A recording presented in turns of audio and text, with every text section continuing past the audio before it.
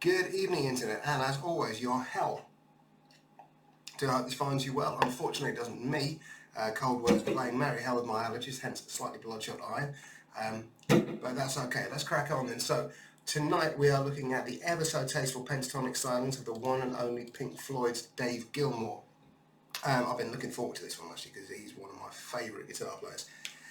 We're going to start off with a little bit of a chat about vibrato to begin with, as Dave Gilmour is not a technical flash player. There's nothing that we've done here that is going to challenge anybody with even basically intermediate level technique. What makes him so great is not the amount of notes he plays. It's not the sophisticated scales that he plays, because everything is minor or major pentatonic. It's not the whizzing around the fretboard, because there's hardly any of that. What it is picking the right note and milking it, making it sound perfect. And to that end, vibrato is a key part of this. Now, Dave will use both finger vibrato and whammy bar, so it's worth practicing these examples with both techniques. They are different flavours, really. They are, if you will, red and white. And the basic principle to get good vibrato here is to play your note and let it hang just for a microsecond there, just to set the pitch in the listener's mind. It's very common for players to begin to vibrato before they've even hit the note. All that really results in is a slightly sour sounding, slightly sharp note. And then, as the note decays, we can start to bring in the vibrato slowly and gently first, before we get faster and wider and more aggressive. And it's worth doing this with all fingers, as we talked about with Zach Wilde last time. Now, every player will have a slightly different grip and a slightly different touch when it comes to vibrato, but vibrato is always something that we can be working on to sell each note. And when you're playing solos that don't have a whole lot of notes, there's nowhere to hide. Each note has to be right. So, as I say, I do recommend everybody take a little bit of time to work on their vibrato, work on selling the notes, or work on the articulation. Because, well, listen to this. I'm holding the note because I've forgotten what the next one is. There I am, and I always like to use the image of taking a note and smearing it all over your listener's face. Have a bit of that. And vibrato, as I say, can make a massive contribution for your tone, and it's something that you can do for free, which is helpful as no one's got any money anymore. Anyway, moving on then. So the first thing that I mentioned in the blog article, which I will link below, is string bending. This is a characteristic technique of Dave Gilmour. He's extraordinarily good at it, and it's worth spending a little bit of time to work on the string bending technique. Now, I'll put a little chromatic primer in the blog, and I'm just going to demonstrate here some bends. So I'm starting off with a semitone bend. So here I'm going to take my D note, and I'm going to bend it up to match my E flat.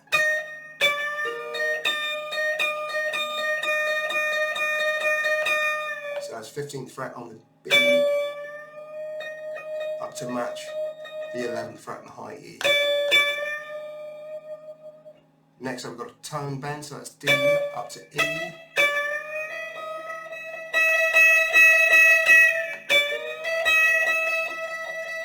Very important to give yourself a target to aim for. As you're trying to program that muscle memory, that's what's important. Practicing without a clear idea of what you're practicing to get to, what you're aiming to accomplish, is not going to get you anywhere. Next up we've got a minor third or tone and a half bend, so that's D bent up to the F.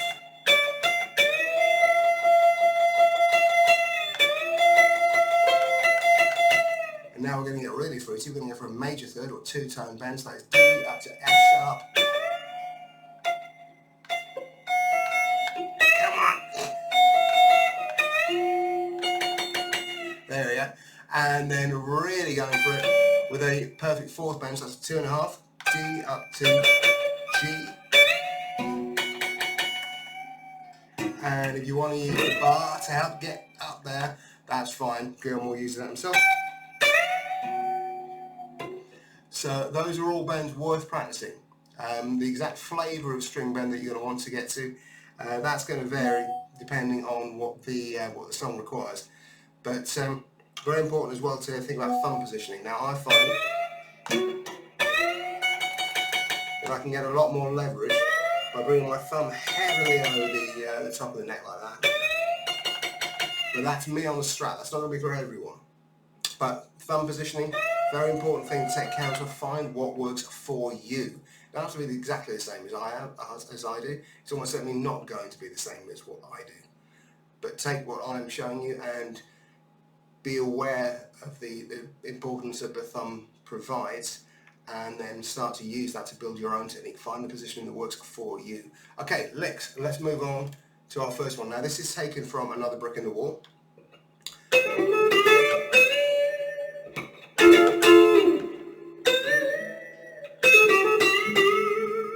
So we can think about this as D minor pentatonic, and we're looking at magic 3 notes really. Students of mine will know what the magic 3 notes concept is all about. If you are not one of my students, well, call me, become one. Let's talk. So I'm going to play through this slowly. Tab will be in the blog. If I get really clever, I may even be able to add it to the video. You never know, so we'll see how that goes.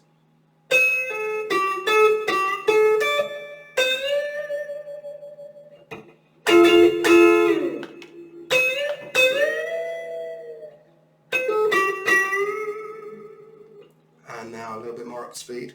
A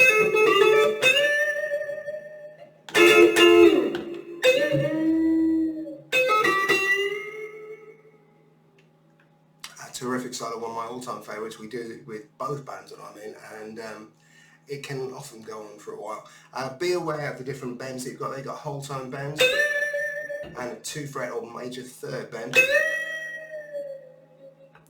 and the double stop technique as well. That's a technique that Gilmour often uses to fill up sonic space. It's the kind of thing where you might want a kind of a dynamic burst of notes to fill up that space. As Dave is not quite that type of player, he tends to go for double stops just to fill up that space and provide a little bit of rhythmic dynamic excitement. Okay, moving on to, I did say I wasn't going to do Comfortably Numb. I haven't done the first solo. That's going to come in a video of its own, so keep your eyes peeled for that if you're not already a subscriber. So obviously subscribe, click the little bell thing, and you'll be notified. And so we're in Comfortably Numb, we're in the outro solo, and this is a bit of a signature move actually. I noticed that although Dave Gilmour isn't really a lick guy, this is a pattern he does seem to gravitate towards, and comes up a few times over a few different solos I've seen. This is in Another Brick in the Wall as well. So B minor pentatonic, and we've got a classic sort of T-Bone Walker Chuck Berry idea to pick up with.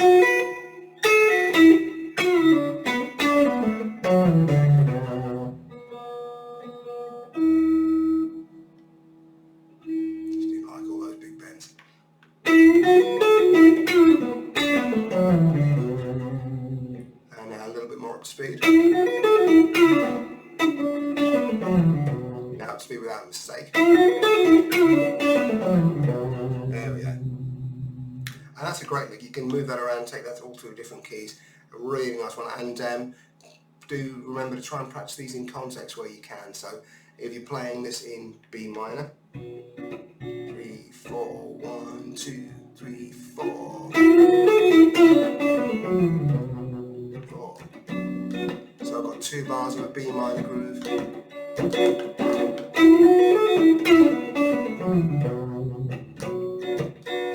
And what I'm aiming to do is keep a rhythm going the whole way through. So I'm learning about the amount of space that each lick takes up, as well as learning the notes themselves. Okay, moving on to our third example. Now this I'm going to just break this down a little bit. Excuse me, that's the allergies playing up.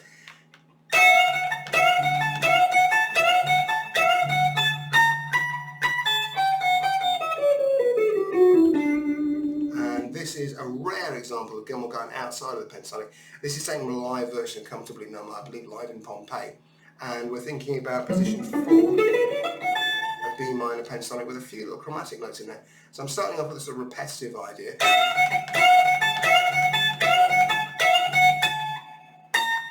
And then we've got that neat little chromatic B flat in there. Now, if you were to play that over this chord sequence, generally that B flat would be an absolute howler.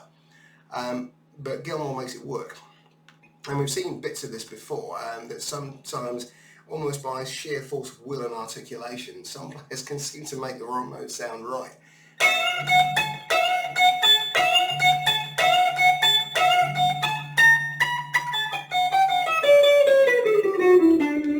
So we've kind of a gallop idea, 1, 8th notes, and then a 16th note run down, and we actually go into B natural minor here,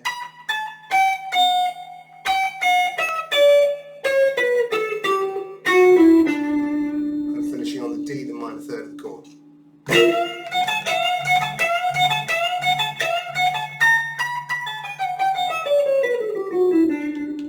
Okay, and then on to the final lick. Now, this is taken from Money, and this shows how Gilmour is well acquainted with the dusty end of the fretboard. So we're up here, we're in B minor pentatonic, but we're right up here at the 19th fret, and I'm going to start with a tone and a half bend.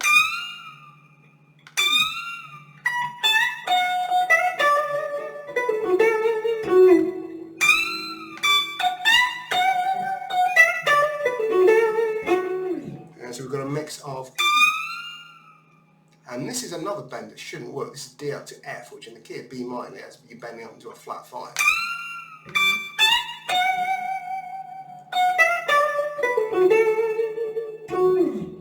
And we managed to resolve onto 19th fret. Do you know that? Before finishing off on the 21st fret on the A string, that's the F sharp, that's the 5th.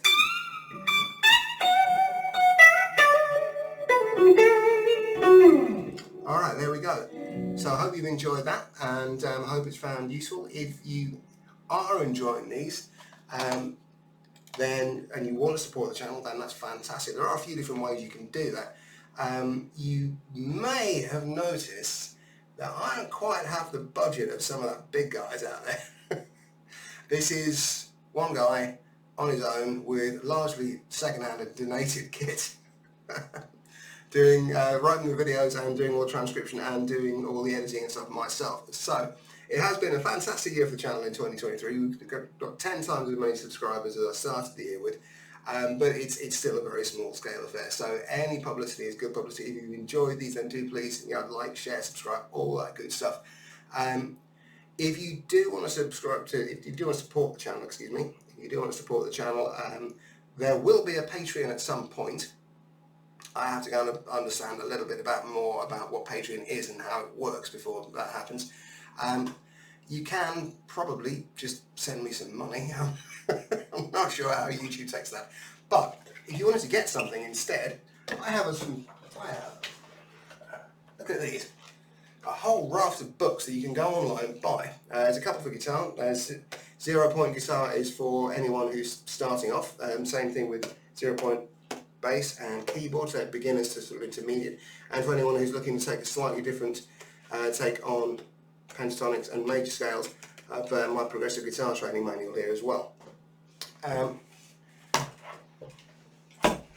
So I will leave things there, and I will see you all next month, and we'll be throwing all of this tasteful pentatonic rubbish into the junk because it's Steel Panther time. Oh yes. Right. All the best. See you next month.